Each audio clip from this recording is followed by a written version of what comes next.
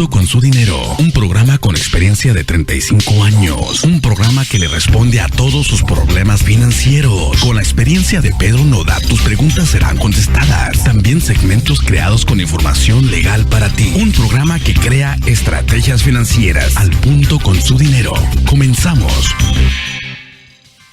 Muy buenas tardes, damas y caballeros. Un millón de gracias por su sintonía. Ustedes están escuchando Al Punto con su dinero, que es un patrocinio de NASA Financial Services. Bueno, hoy vamos a estar hablando de algo muy, pero muy importante. Y estamos hablando todos los viernes sobre lo que tiene que ver la importancia, cómo trabaja el gobierno de los Estados Unidos. Yo constantemente estoy hablando con ustedes de finanzas, pero yo creo que hay tres factores que son muy importantes en nuestra vida. Número uno es la salud. Si no tenemos salud, no tenemos finanzas. Y si no tenemos y no conocemos cómo trabaja el sistema de los Estados Unidos y nosotros no somos parte de él, las finanzas de nosotros no van a estar en muy buen estado tampoco. Porque acuérdense que aquí hay reglas y hay que darnos de cuenta que hay una diferencia en el país. En el país hay una diferencia entre lo que es países militares y países podríamos decir, de leyes. Esto es un país de leyes. Esto no es un país militar. Esto es un país de leyes. Quiere decir que las leyes son hechas por el Congreso de los Estados Unidos y el Senado, y para nosotros tener que obedecer esas leyes. En todo, ellos están envueltos. Así que hoy, después de los comerciales, yo voy a regresar, pero vamos a hacer este programa en inglés hoy, por la sencilla razón de que yo estoy buscando diferentes audiencias. Estoy buscando la audiencia hispana y la audiencia anglo-americana, como quieran ustedes llamarle. Porque quiero que todos nos unamos de una sola forma y salgamos a votar. Así que es sumamente importante que ustedes sean parte de. Hoy vamos a estar hablando de algo muy importante porque hay dos diferentes tipos de votos, si podríamos decir. Y nosotros nos confundimos muchas veces en eso, con el voto presidencial y el voto que viene ahora en noviembre 6, que es un voto popular. Hay una diferencia entre un voto popular y un voto electoral. Yo voy a repasar esos, así que mejor que le pique a la inglés hoy, porque va a ser en inglés, ¿verdad Ramón?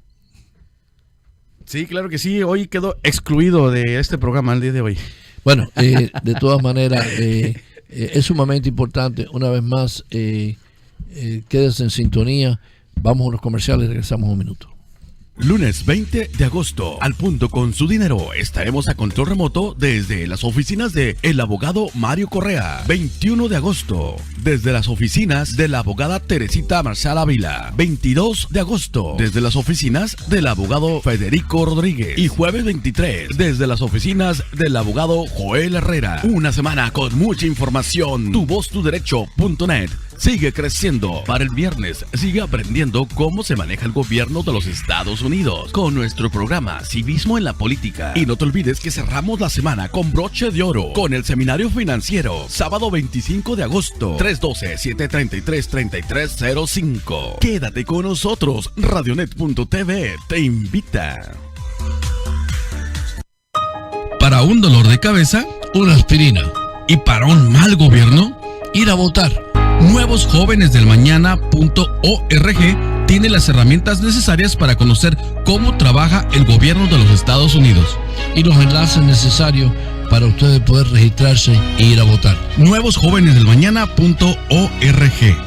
Hágalo hoy.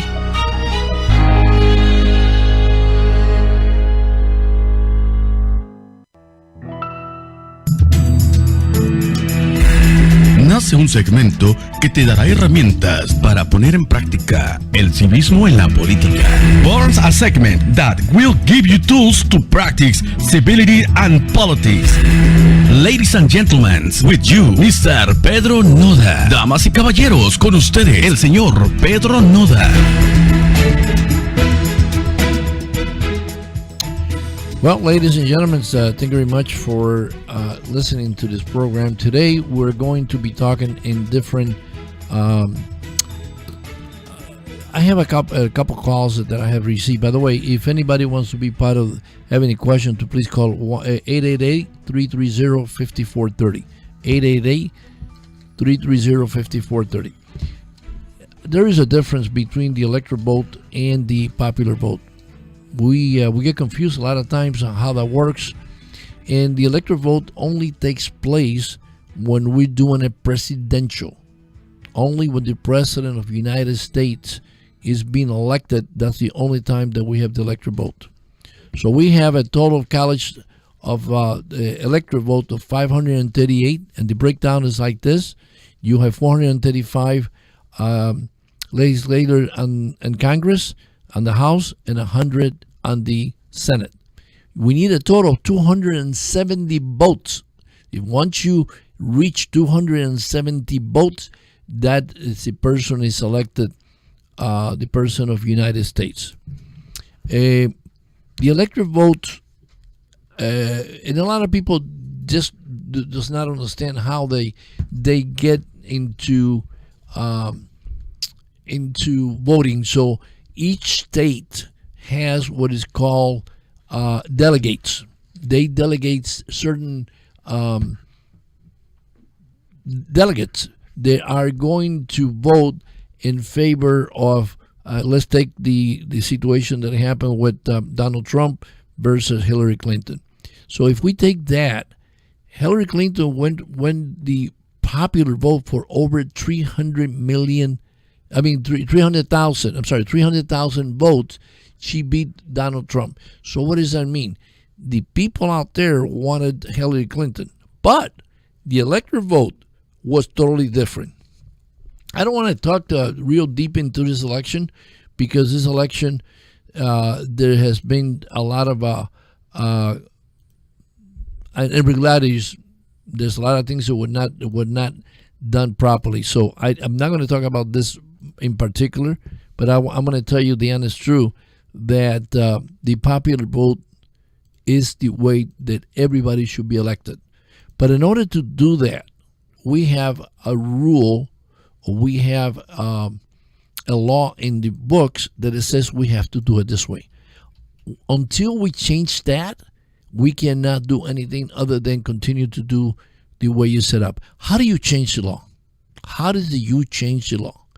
You change the law by electing people that are going to do help what we need. I'm going to give you an instance. So let's talk about right now, if we're talking about Congress, okay? Congress is I forget the number. Congress is got like 51% or more are Republican. So anything that it goes into to pass a law, the Democrats cannot win due to the fact that we have more Republicans, and both on the House and on the Senate. So how do we change that? How do we change that we have different laws? Is we need to vote. But a lot of times we do not vote because we do not know how the country works. So now on November 6th, what are we going to have? We're going to have a popular vote, or we're going to have the electoral vote? We're going to have a popular vote. We're not going to have an electoral vote. So that means what the people say, that's what's going to go. I, myself, a lot of times, I'm going to give you this for instance. When you guys listen to a commercial on TV, commercials on TV are usually 30 seconds, with exceptions of the politician's commercial. But a normal commercial lasts 30 seconds. That's the way they're sold, 30 seconds. What does a commercial do? A commercial gives you a problem in 15 seconds, and it gives you the solution in another 15 seconds. So here's the problem. I got a headache, and if you take an aspirin, it will go away. That's the solution, right? Well, the same thing happens when we're talking about Congress.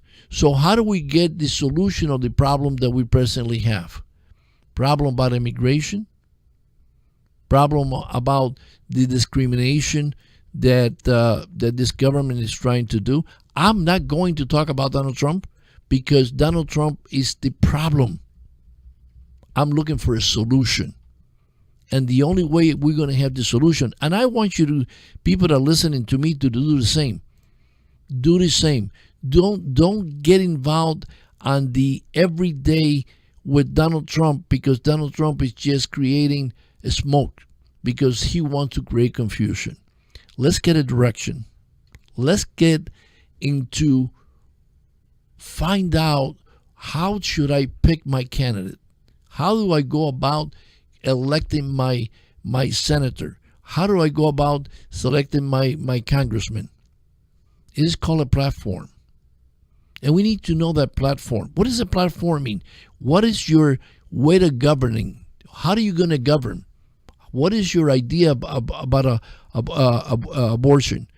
What is your idea about gay and lesbians? What is your idea about black and white? What is your ideas about Hispanic? What is your idea about free college? And so on and so forth. So how do I do that? Well, number one is we need to know we are in what is called into the finals are coming up on November 6th. So first we had the people, the runoff, means who's going to be representing Democrat, who's representing the Republican. So we have two candidates that they're running for office. We need to elect one of those, either Republican or Democrat. We have to elect one of them. So how do we go about it? So if I know that I have this, let's talk about right now here in Chicago. Okay, let's talk about once again the phone number if you want to call is 888-330-5430, 888-330-5430. Let me help you a little bit. You can call right now 888-330-5430. It's a phone number right now to make a question. You have comments. Go ahead. 888-330-5430. So when we are, and it's important, you got to get involved. But when we are looking to do a change, okay, and I got to know that platform. So, for instance, if I have Mayor of Chicago is coming up for election right now on March of 2019. But let's talk about the governor. The governor of Illinois is coming up for election. He's coming up for election right now. It's coming up for election. So we have to, I look at those ads on TV and I think it's sick because they're only talking about personal issues of these candidates. They're not talking about their platform. They're not talking about jobs. They're not talking to things that people care. I don't care what you do in your private life. I think morals important. But I mean, more of anything is we need to find out what the platform. To me, the platform means a lot to me. The platform means how are you going to govern? And you guys, people that are listening to me, you have to have something that you would want to see. For instance, I don't have, and I'll tell you something that really bothers me. Right now in Chicago, we have every time you go to the store, in Chicago, you have to pay 7 cents per a bag. The issue here is not the 7 cents. The issue is that when we did this type of a law, we didn't think it through. And what I mean by that is, why penalize the consumer that is coming to make an investment and make a purchase on that store, and you're going to penalize with 7 cents? So here we go. 5 cents go to the city and 2 cents goes to the store. That's totally wrong. Now, how can we change that? We got to change the mayor. So why would I? And here's what I'm talking about. So that's not a solution to the problem. That is not a solution, because supposedly is that would people use less bags? Well, you're still going to have the landfill full of plastic. So why don't we do something? Why don't we penalize and talk to the companies that are making those plastic bags. One of two things: make something that it goes with the environment, number one. Number two, I don't want no more plastic, paper. Okay? So why is that we go to the easy way to penalize the consumer? So that's something that bothers me. And every time that I go into the store, what I'm doing right now, my surroundings where I live in Norwich. I can go to Norwich. I can go to Park Ridge. I can go to Howard Heights.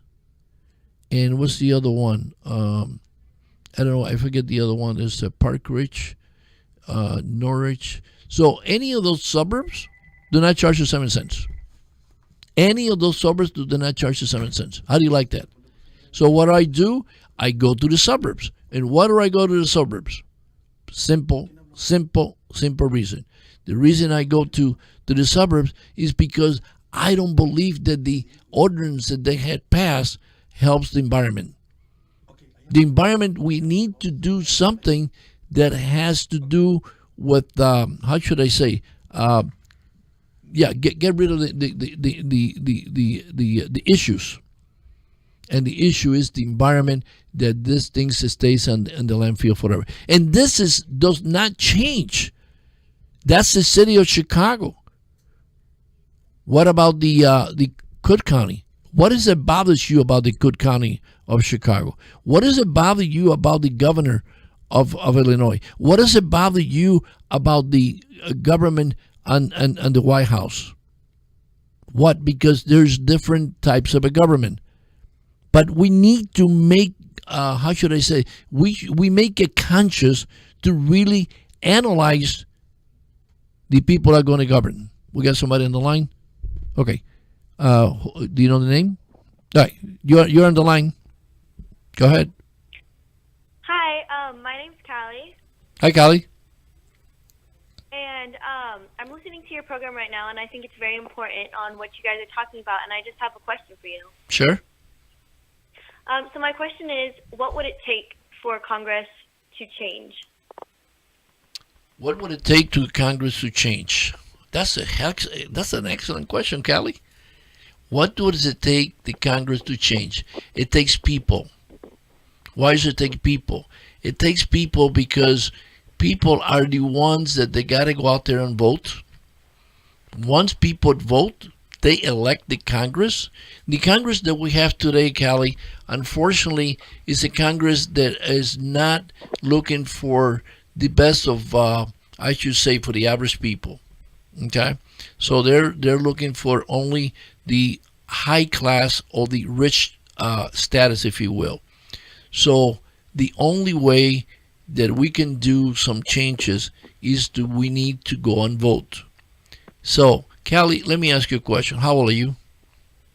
I'm about to turn 18. You okay? So if you're gonna turn 18, Callie, you will be able to go and vote, and it is very, very important, Callie, that you're listening to this program and listen to the candidates on your city or state, whatever happens to be, and we need to change the Congress of the United States. The way we change it is take it from a Republican to a Democrat. I want people that listening to me is that I'm not trying to make this program political, because it's not. It's just awareness. The awareness that people need to know that we need to change this Congress. This Congress has done a lot of things incorrectly. This Congress knows that the person that is governing on the White House today is not the person that we should have. I mean, the things that he's doing is unbelievable. I'm not talking about Trump today. I'm talking about the solution, how to get rid of a government, and I'm talking about a body of the government that is a Congress and the Senate to listen to the people's needs. You're 18 years of age, or you're going to be 18. You pretty soon are going to be going into college. So what that means, Callie, is basically you need to look at your future. Here, I'll give you an instance. Let's talk about college for a minute. People today, that have student loans cannot refinance their student loan. So now the banks got the power to say, I'm going to charge you 8%, and you can't get off of that. And if you don't do that, you can't go bankrupt. And if you can't go bankrupt, I can garnish your wages. And it goes on and on and on and on and on. And then they got you by the neck. Okay? So when they have you by the neck, then there is nothing you can do. So what do we need to do? If we change Congress, we will give the liberty. We will ask Congress to give them the liberty to have people be able to refinance their loans. That's number one. Number two, there is a lot of I think the way this whole system is set up here in the United States right now, it is not in favor of the student. People are coming out with $100,000, $150,000 with student loans. When they come out with that, how the hell they got a mortgage for the rest of their life. We got to stop mortgaging our youth. We have to stop mortgaging our youth. We have to put more focus and getting, should I say, the more free college. And I'm not saying free college to say free college because everything has a cost. But, that's something that I would say hike up a little bit taxes for the rest of the people, and let's give them a little more opportunity so people can go to college. There is a lot of people that are not able to go to college because they can't pay. Number one, they don't even qualify for the student loans, and number two is they cannot get into a student loan. Okay, and they can't afford to pay it. So I think college should be something that it should be equal to everybody. So, Cali, the only thing I can say, go and vote. November 6th, go and vote. Let's change it. Well, thank you very much. I think that what you guys are doing here is very important. It's amazing. And to spread your word even further. So, thank you. Well, Cali, be my ambassador. And I will vote. I will go out and vote. And be my ambassador. Go to the webpage and be my ambassador and be part of it and be more than happy to get involved. That's the only thing that get involved. People, people your age, get involved. That's the only thing that I'm asking. Thank you very much, Cali, for calling. Thanks for your time. Again, the phone number is 888-330-5430. 888-330-5430. I mean, if we go on, I want to go into the segment. I'm going to tell you, I'm going to speak for experience because I am licensed since 1982 and everything that has to do with health insurance. I'm going to tell you something. I'm going to give you my experience. Persistent condition. Let's talk about that. Number one is President Obama passed a law that prohibit the insurance companies to enforce what it used to be a persistent condition. But before I go into that, because it's something that is kind of lengthy, we're going to go into commercial. We'll come right back.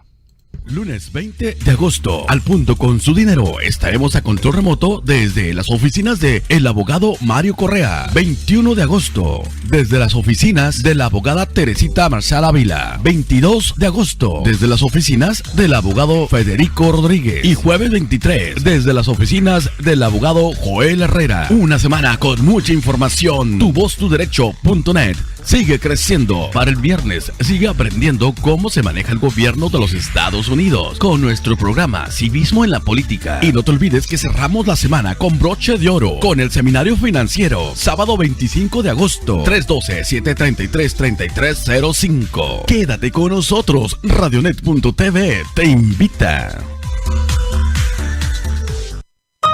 Para un dolor de cabeza, una aspirina. Y para un mal gobierno, ir a votar.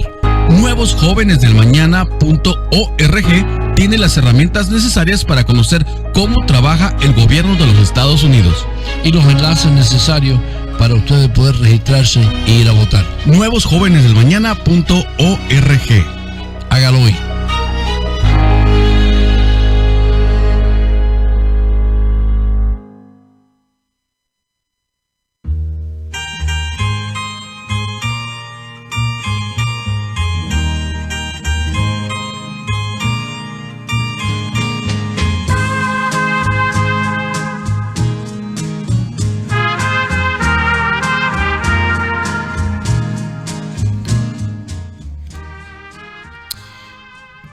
Well, we left off as far as health insurance, and I don't know what. Let's talk about what it was and what it is today. Well, let me go further back. I'm going to go further back. Let's go prior of Obama, President Obama. The law says that a person, if they want to acquire some health insurance, the insurance company has the right to deny coverage of anybody that had a persistent condition. And I'm going to explain to you what a persistent condition means. So I'm going to apply for insurance right now. Okay? I'm going to apply for insurance right now. And I have a heart condition, let's say. Well, this is what I have to tell people then. I can insure you for everything except your heart condition. Tell me that makes sense. Does that make sense to you? Of course not. Okay? But the insurance company says, wow, you had that before. I'm not going to cover it. Well, in the first 2 years when President Obama was elected, that was one of his biggest thing to do, is to do a reform in health insurance. And he did it. Was it perfect? No, it wasn't. Could it be worked over? Yes, it could. Can we have done something different? Yes, we could have. But we had a base. We had something going to before. And all this time, I don't know how many times the Republicans had tried to appeal the Obamacare, because they put the name of Obamacare, what is not the name of Obamacare, but they label Obamacare.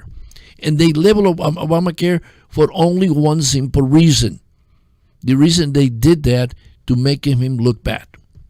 Okay? They tried to appeal it, I don't know how many times. I don't know if it was 50, 100 times, something ridiculous. Would it cost us money every time they did that? And not one time the Republican Party came with something that says, well, let's change this, let's change that, let's work it over, let's get a solution. And he said, I'm welcome to listen to something different. But when you have a government that is out to destroy a person just because he's black, we have a problem. Just because he's black, we have a problem. And that's what happened. So let's continue on the health insurance. So the health insurance, it became that if you, there were some certain restrictions, if you will. And here, I'm going to tell you simply why that makes sense. Prior to that, if somebody does not have health insurance, let's assume that a person right now listening to us has no health insurance. They're going to get sick with or without health insurance. So they go where? They go to the hospital. So who's in the hospital? You got doctors, nurses, and all that. And then you have a social worker in every hospital. And then you go to the social worker and say, look, I don't have no insurance. I can't pay for it. So the social worker fills out an application, pass it to the government, and the government pays for the health insurance. I mean, not for the health insurance, pays for the bill. So the government Obama says, why don't we change that?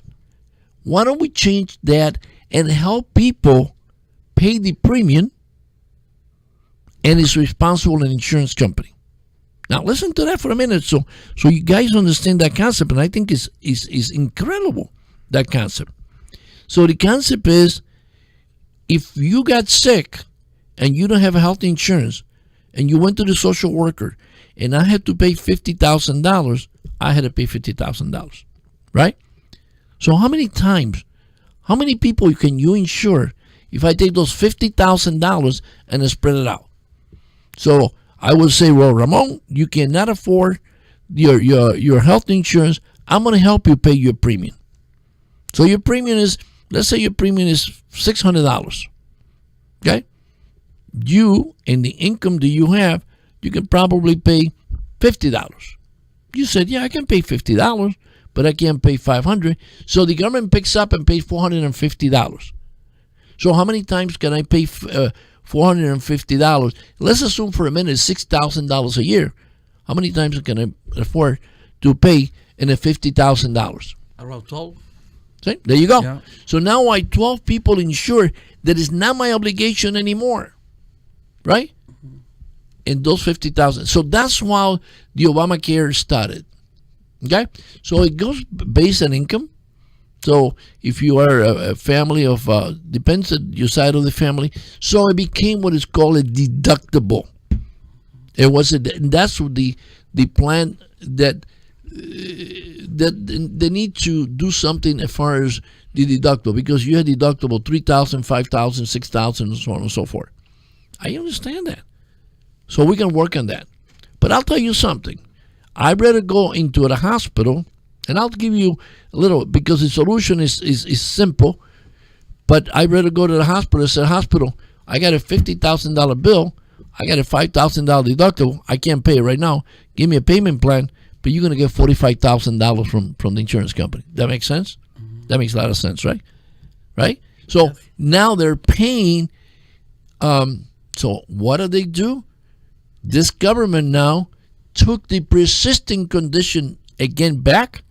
So now if you have persistent condition, and right now the health insurance is crazy. I'm going to tell you something. There is a very simple solution to the health insurance. They don't want to give it. But it's only one solution. And the solution is, and you, if you vote and you tell your congressman and you tell your senator, and they start listening to you. Mm-hmm. Today, health insurance is paid by the individual.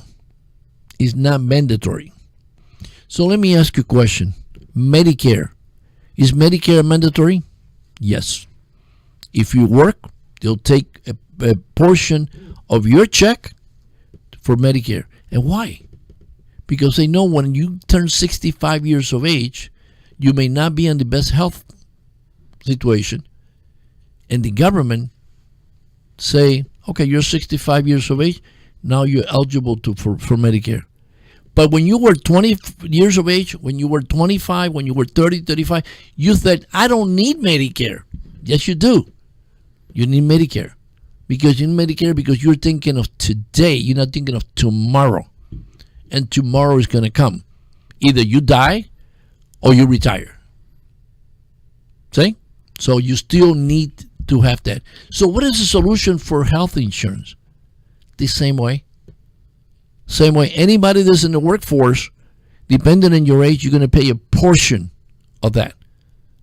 And everybody, if everybody's insured, then we have enough money. Premiums will come down because we have, the pool is easy and insurance. The more the people contribute, so if I have 10,000 people, right, and I have more chances that out of those 10,000 people, let's say 2,000 people get sick, right? So I'm collecting premium from another 8,000, right? But if I got 100,000 people and 20,000 people get sick, I still collecting from the 80%. So what happens is simple enough. It's called a single premium. Single premium, to make it easy. Single premium. That means everybody pays the same, regardless of your age. So what do you have? The young and the old. So when you have a balance, then you have an equation. Mm-hmm. See? There's the solution is right there. Congress. It's the same thing for the arms. Yes. Oh, yeah. Yeah, we're going to go into that in a minute. But here you are. The way the system works today, the health insurance is not, it's a privilege. And it should not be a privilege. Because I got more money, I can have health insurance. Every human being has to have the right to have health insurance. Because at the end of the day, somebody's going to pay for it. So if you, once again, you don't have health insurance, you go right to the hospital right now, They're going to take care of you. The government has to pay for it. See what I'm saying? Yep. So what happens here is what is called lobbyists. We'll go back to the same situation. The lobbyists. The lobbyist is the one that says, don't pass that law. And then they put money in the congressman's pocket. Don't pass that law. Because they don't want the law to be passed. What other situation do you have that is unregulated? Pharmacy. 300% increase. What can you tell me that you should get 300% when you're selling a drug? Why? Because the person is sick and you got the drug and you can hold them hostage? That's what it is. Yeah. There's a lot of people dying in this country. There's a lot of people dying in this country because they can't afford to buy drugs. There's a lot of people dying in this country. You think that's right? No, it's not. That's what you need to vote. Yes. And it keeps going. And it keeps going. Mr. Poncha, all our lives. And here you are, you have, and I'm going to tell you, and this is black and white. People go and fight for this country. They go into a war. And I think war is totally obsoleted. There shouldn't be no reason for war. We got enough communication and enough sense not to go to war, but we go to war. And we're in war right now. What happened to our vets? Do we take care of them? No, we don't. No, we don't. We start giving them all kinds of excuses. And they went and fought for your country. Yeah. There is something wrong with the system. There is something wrong with the system. We cannot allow to continue to have the system do that. My focus here on this organization, and we have talked about a lot of things, but my focus on this organization is the gun reform. And people, ladies and gentlemen, please think before you say gun control is gun reform. And the reason it's gun reform is because we do not, the idea is not for you not to have a gun. You can have a gun. You got to know how to use a gun. We want to know who you are getting that gun. Okay? That's exactly what it is.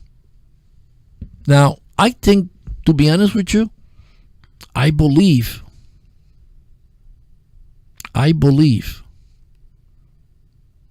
that the insurance company should get involved and the gun reform.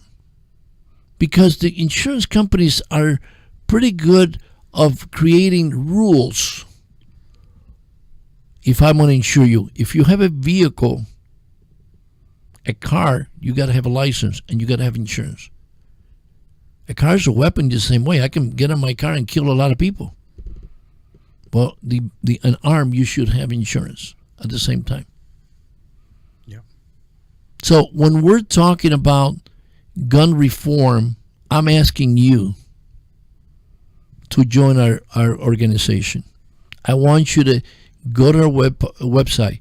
We have taken some time out to really put together all those people from 2015, and I think it goes up to 2016, all the people that got killed in the schools. Students, teachers, principal, janitors, parents, with no reason. So the only way that I know that this could be changed, you got to vote. Because if you don't vote, you don't create a new body of government. A new body of government. We already know that this is no good. So now we got to find what is good. Get involved. Get on the internet. Find out who your senator is. Who's your congressman? Who's running? What's their platform? It's as simple as that. So, ladies and gentlemen,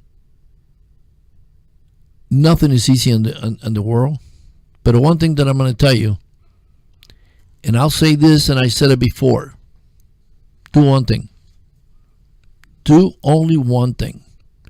Put yourself on the shoes of that person that lost his son, daughter, brother, sister, father, mother, what have you. I just want you to do it for 1 minute. Just for 1 minute. There is no reason whatsoever.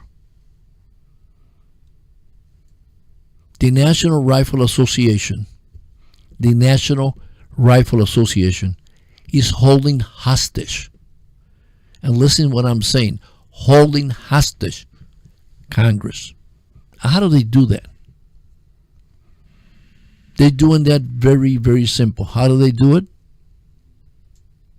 Just by buying them. So they are giving them large donation. Go to our webpage and you'll see how many senators have received money for the National Rifle Association. The phone number online is 888-330-5430. 888-330-5430. That's the phone number here on the hotline. And basically, I don't know how to describe it to you that by complaining does not resolve a problem. By crying does not resolve a problem. We have to embrace. And I have to go back to this because I lived it. You guys lived it too.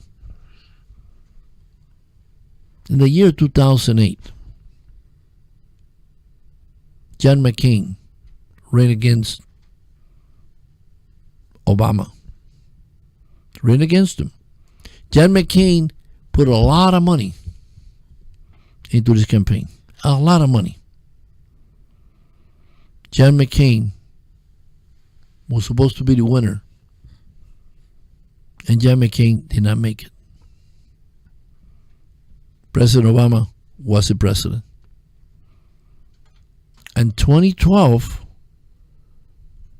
and I always forget the name of that Republican that ran for president. See if you can look it up. Who in 2012 who ran against Obama?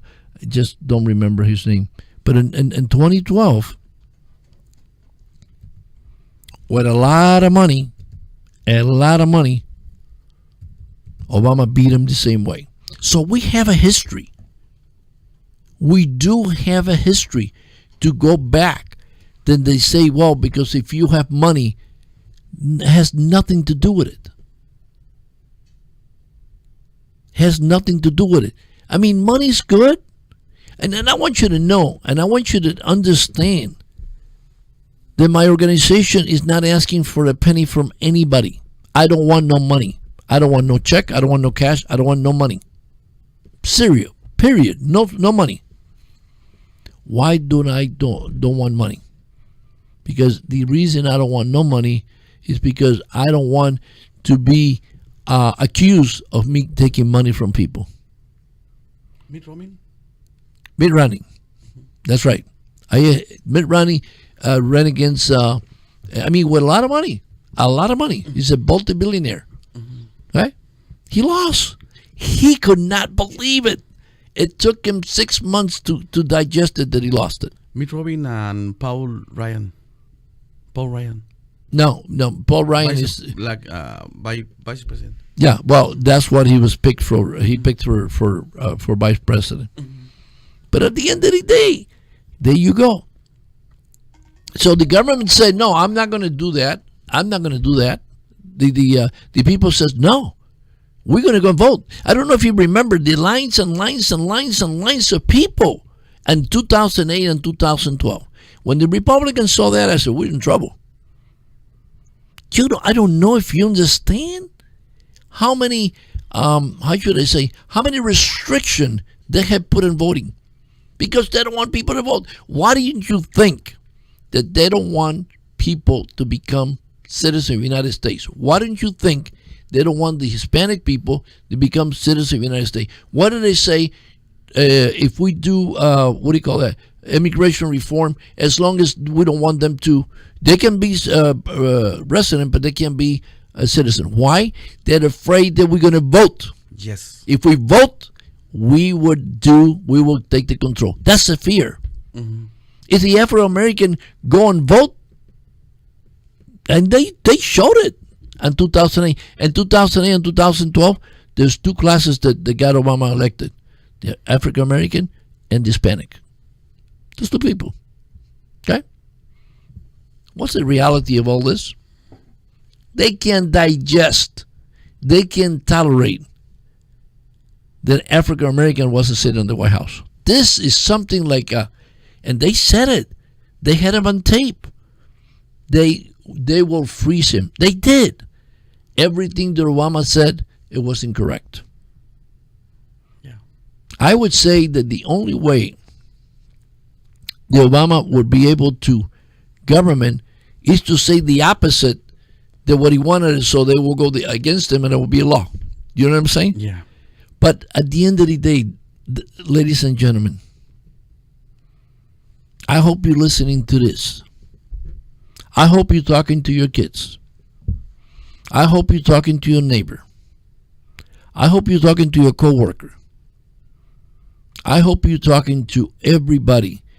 We already know that we have a problem. When people call me, when I talk to people, either personally over the air and the phone and the computer, and they start talking to me about Trump, I don't want to hear it. I don't want to hear about Trump. We know that Trump is a cancer. Period. We know he's in trouble. So how do you replace it? I always look at solution for the problem. I just told you a minute ago, when you see a commercial, in 15 seconds they give you the problem, in 15 seconds they give you the solution.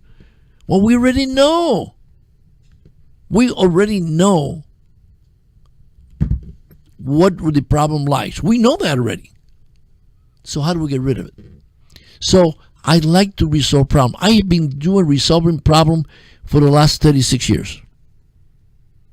And I mean by that, were people on the, she would say, on the government. I mean, on my job. Okay? For 36 years, I've been listening to people with problems. And I say, well, let's look at the solution. There are some people who want to get the solution. There's some people that says, no, I'm going to stay the way I am. Fine, stay the way you are. You're not going anywhere. So it's just like sticking your head on the sand. Let's get the solution. I have made a mission. I have made a commitment. I had, and Ramon has made a commitment, and other people have made a commitment. And we all are driven to the same thing, is for you to get the message that voting is important. I have a problem with the National Rifle Association. I do have a problem. I have a huge problem. A huge problem. But the problem that I have is that I'm not going to go fight them direct. I'm going to fight them indirect.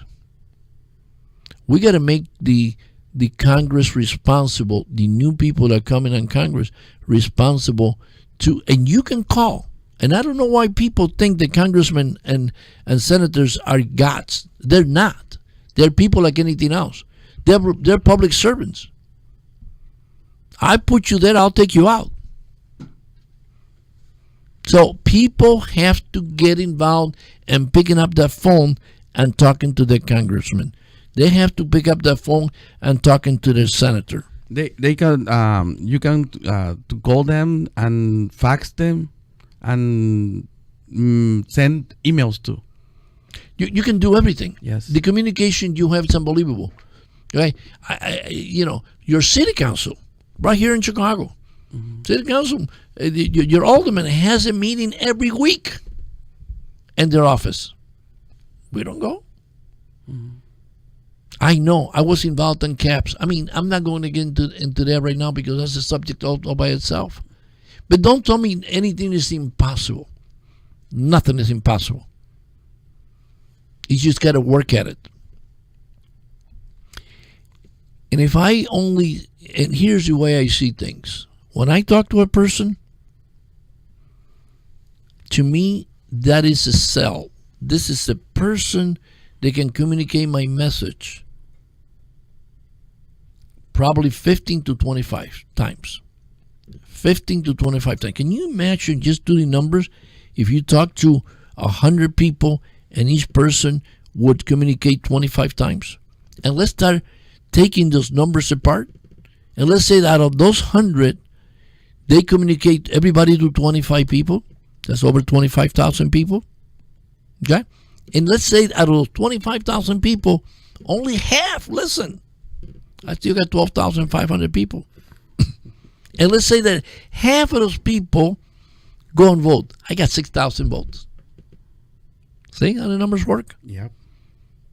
But if I don't talk to anybody, I get 0. If I talk to 2 people, I'm going to get 0. I just got it. You got to be conscious enough. Politicians count on one thing. Politician counts that people are going to forget. They say, they'll forget about it. They're callous. They don't care. They're cold. They're indifferent. They just don't care. So you just got to remind them that, no, I'm here. I'm going to tell you, any politician, the first thing they do, I don't care what side of, what type of a government you are in, what portion is, the first thing they do, they find out who has voted on these elections. That's the first thing they do. So they see the Hispanic, these people don't vote. Every American, Asians, they vote all the time. White people vote all the time. So what do you think they're going to put their effort? That's why in a lot of our neighborhoods, we do not get the programs that we should have because we didn't go and vote. So they know. Can you imagine the numbers that we have of Hispanic people if only half would vote? I'm just going to give you a number. We'll supposedly have more than 11 million illegal, undocumented, if you will. More than 12. Let's say 12 million. So let's do the math again. 12 million. So let's take that of those 12 million, that 12 million, I would say 9 million have children. And each one has 2 kids born here in the United States. Yeah. Now I got 18 million. You understand what I'm saying? So if I have 18 million people that are citizens of the United States, they can vote. And you know, Spanish people don't have 2 kids. They got 4 or 5. Yeah. But I'm just going to take 2.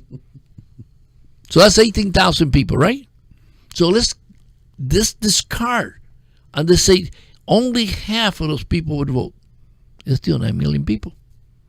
We don't know the potential we have. Well, excuse me. I'm undocumented. I can't vote. Damn, you got 2 kids. They're 18 years of age or better.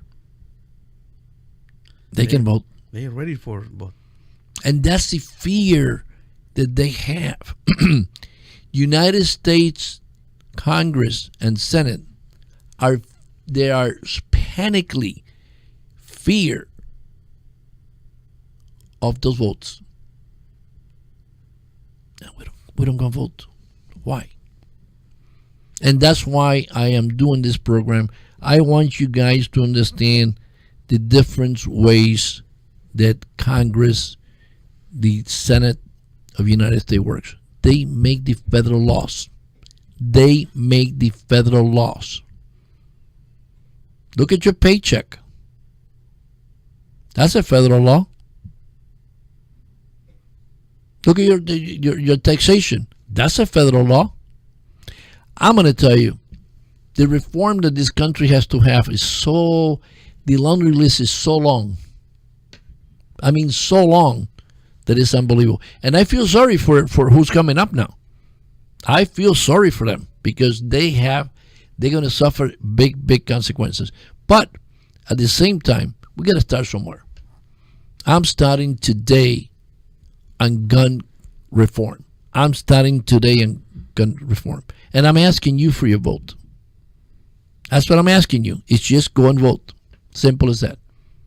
And I'll do this as many times in any way or forms that I can do it. We're going to have some t-shirts made up. And it gives us, it has our message. Our t-shirt has our message, which is going to be on our website. And it's going to be linked to the website. Pretty soon we're going to give the date that everybody should wear that t-shirt. That's a good protest. But not only to protest, but remind you to vote. Yeah. I don't want no money from nobody. But I want people to go and buy that t-shirt and put it on. We need to stand the vote of rich people at the same thing as the vote of the poor people. That's right. Vote is a vote. Vote is a vote. Yeah. Bullet's a bullet. Yes. Bullet has no name. Bullet has no gender. Bullet has no age. But we control that. We, the people, control that. Yeah. So, once again, I have given an hour of my time in my program on Fridays in order to get to everybody that is listening and to pass on the word that vote is not a, how should I say, is a must. So it's not I should say it's not mandatory, but you should make it mandatory to yourself. Today you can vote in different ways. You can vote early voting, you can vote mail, and you can vote the date of election. I do not want people to wait until the date of election, because if I think the numbers are going to be, you're going to be standing in the corner for a while. Now, you got to remember two things. Number one is going to be November 6th. It's going to be kind of cool, number one. And number two is don't get discouraged because it's a big line. Do it ahead of time. Well, this is the end of the program. Damas y caballero, thanks a lot, everybody. And I hope that I make some people aware of what is the importance of a vote. Thank you very much.